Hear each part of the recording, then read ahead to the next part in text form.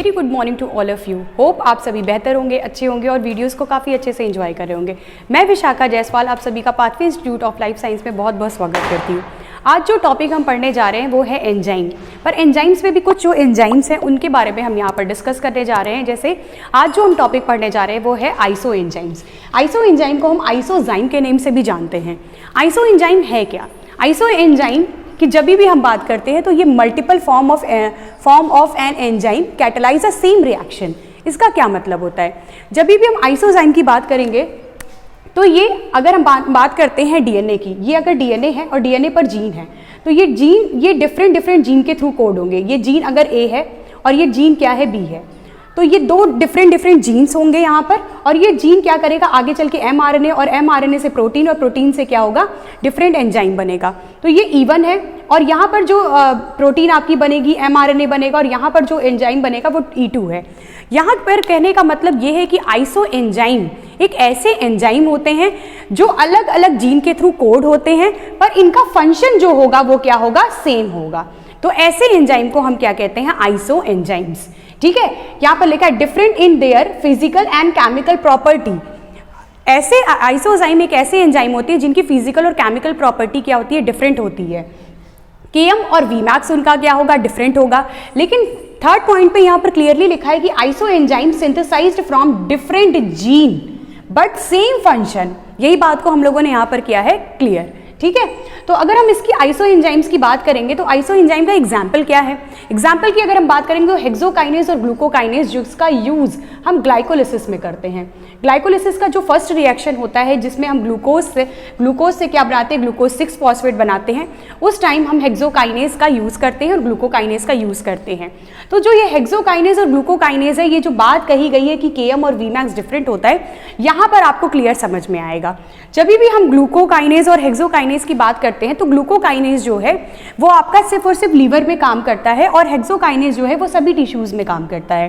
Glucokinase की बात करें तो ये सिर्फ फॉस्फोराइलेट करता है ओनली ग्लूकोज मॉलिक्यूल को। लेकिन यही अगर हेक्सोकाइनेज की बात की जाए तो हेक्सोकाइनेज क्या करता है, ये सभी ऑल शुगर मॉलिक्यूल्स को क्या करता है फॉस्फोराइलेट करने का काम करता है। ठीक है, और भी बहुत ढेर सारे डिफरेंसेस है, उसके लिए नेक्स्ट जो शॉर्ट वीडियो आएगा उसको आप लोग जरूर देखिएगा। ठीक है, तो यहाँ पर हम बात करते हैं जब भी ग्लूकोकाइनेज और हेक्सोकाइनेज की, तो इसकी केएम वैल्यू पे थोड़ा डिफरेंट है। केएम और वीमैक्स आपने क्लियर बोला है कि डिफरेंट है। तो चलिए देखते हैं एक ग्राफ के थ्रू, एग्जाम्पल भी हमने देख लिया, हमें ये तो पता चल गया कि ग्लूकोकाइनेज और हेक्सोकाइनेज एक आइसो एंजाइम है, पर उसके साथ साथ हमें ये भी पता है कि वो कहाँ पर काम करता है।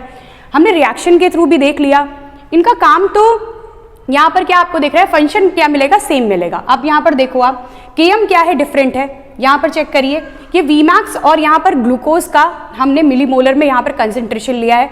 इस ग्राफ पर ये आपका वाई एक्सिस है और ये एक्स एक्सिस है।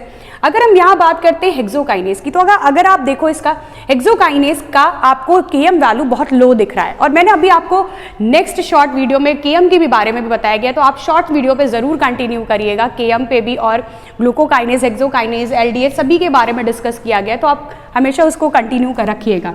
जब भी हम केएम की बात करते हैं, केएम एक क्या है फिर भी हम थोड़ा सा बता देते हैं कि केएम क्या है, एक माइकलिस-मेंटन डिसोसिएशन कांस्टेंट है। जब भी केएम की हम बात करते हैं तो ये हमको हमेशा अचीव होता है हाफ वीमैक्स पर। ठीक है, केएम जो होता है जब भी केएम आपसे किसी ने बोला केएम की वैल्यू ज्यादा है तो आप हमेशा समझेंगे कि उसकी 1 अपॉन बाइंडिंग एफिनिटी अपने सबस्ट्रेट से क्या हो जाएगी कम होगी। अगर आपसे किसी ने बोला कि केएम की वैल्यू कम है तो 1 अपॉन बाइंडिंग एफिनिटी अपने सबस्ट्रेट से उसकी क्या होगी ज्यादा होगी। मतलब कि अगर केएम कम है तो बाइंडिंग एफिनिटी उसकी क्या है ज्यादा है। तो बाइंडिंग एफिनिटी कहने का मतलब, अब आपको लग रहा होगा बाइंडिंग एफिनिटी कहने का मतलब क्या? बाइंडिंग एफिनिटी कहने का मतलब ये जो एंजाइम है अपने सबस्ट्रेट से काफी अच्छे से बाइंड करेगा और ES कॉम्प्लेक्स बनाएगा और फिर उसके बाद क्या बनेगा पर्टिकुलर प्रोडक्ट बनेगा। ठीक है, तो ये हम यहाँ पर इसी की बाइंडिंग एफिनिटी की बात यहाँ पर कर रहे हैं। अब आप यहाँ पर ग्लूकोकाइनेज हेक्सोकाइनेज में क्यों बता रही हैं, अब आप देखिए यहाँ पर जब भी आपने हेक्सोकाइनेज की केएम वैल्यू देखा है तो इसकी केएम वैल्यू लो है और मैंने आपको क्या बताया कि केएम वैल्यू लो होगी तो 1 अपॉन बाइंडिंग एफिनिटी क्या होगी अपने मॉलिक्यूल से ज्यादा होगी, सबस्ट्रेट से ज्यादा होगी। तो यहाँ पर देखिए ये फटाफट अपना अचीव कर लिया वीमैक्स। अब यहाँ पर आप ग्लूकोकाइनेज को देख रहे हैं, तो ग्लूकोकाइनेज की जो Km वैल्यू है वो बहुत ज़्यादा है, तो 1 अपॉन बाइंडिंग एफिनिटी क्या होगी, कम होगी, जो कि आपको यहाँ पर क्लियर इस ग्राफ में दिख रहा है। तो हो सकता है कि इन फ्यूचर कभी CSIR या किसी भी एंट्रेंस एग्जामिनेशन में आपको ग्राफ मिल जाए, हो सकता है इसके डिफरेंस पे कभी क्वेश्चन पूछ लिया जाए। जब भी आप ग्लूकोकाइनेज और हेक्सोकाइनेज की बात करोगे तो जो हेक्सोकाइनेज है उसको ग्लूकोज 6 फॉस्फेट क्या करता है, इनहिबिट कर देता है, ठीक है, लेकिन ग्लूकोकाइनेज को ये इनहिबिट नहीं कर पाता है, तो ये भी एक उनमें क्या है, डिफरेंस देखने को मिलता है। दूसरी बात करते हैं LDH, लैक्टेट डिहाइड्रोजिनेज, ये भी क्या है, एक तरह का आइसो एंजाइम्स है। बहुत ढेर सारे आइसो एंजाइम के एग्जाम्पल लिखे गए हैं कि आइसो एंजाइम कहने का मतलब कि ये सेम डिफरेंट जीन से कोड होते हैं और डिफरेंट एंजाइम बनाते हैं, लेकिन इनका फंक्शन सेम होता है। उसका सबसे बेस्ट एग्जाम्पल है मैलेट डिहाइड्रोजिनेज। जैसे आप देखते हैं साइटोसोल और माइटोकॉन्ड्रिया, ये दो बातें आपको देखने को मिलती है वहाँ पर। तो यहाँ लैक्टेट डिहाइड्रोजिनेज के केस में आपको लैक्टेट डिहाइड्रोजिनेज जो है वो लैक्टेट से जब पायरुवेट और पायरुविक एसिड से फिर लैक्टेट बनता है, तो वहाँ पर LDH का हमें रोल देखने को मिलता है, ठीक है। ये LDH क्या करता है, ये LDH की अगर हम बात करेंगे तो LDH क्या है, एक ओलिगोमेरिक एंजाइम है जो कि क्या करता है, 2 सब यूनिट से मिलकर के बना है, एक M और H। M का जो यूज़ है वो हम लोग मसल्स के लिए करते हैं, H का यूज़ जो है वो हम लोग करते हैं आपका हार्ट के लिए, ठीक है। तो ये जब भी हम बात करेंगे तो हमेशा याद रखेंगे कि creatinine phosphate, malate dehydrogenase, lactate dehydrogenase, hexokinase, glucokinase, ये सभी एक तरह की क्या हैं, आइसो एंजाइम्स हैं। होपफुली आपको ये वीडियो अच्छा लगा होगा। बहुत शॉर्ट में ही हम लोगों ने आइसो एंजाइम्स के बारे में पढ़ा है, पर ये काफ़ी इंपॉर्टेंट है और अच्छा है, आपके लिए काम आएगा इन फ्यूचर। तो जय हिंद, जय भारत।